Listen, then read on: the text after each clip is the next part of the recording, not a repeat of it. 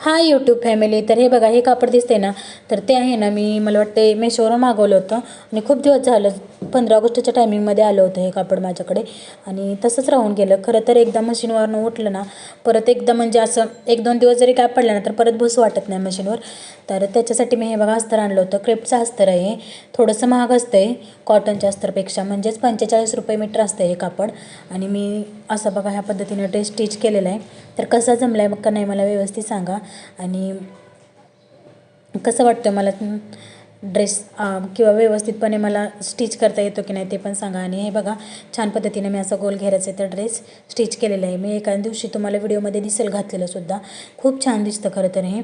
घरात डेली यूजसाठी खूप छान आहेत. आणि साडीसुद्धा एकदम स्वस्त होते. हे साडीचंच कापड होतं बहुतेक, मी मागवलं होतं तेव्हा. म्हणजे साडीच आहे एक प्रकारची. एका बाजून त्याला बॉर्डरसुद्धा होते. तर आपल्या चॅनलला असेच नवनवीन व्हिडिओ पाहण्यासाठी सबस्क्राईब करा.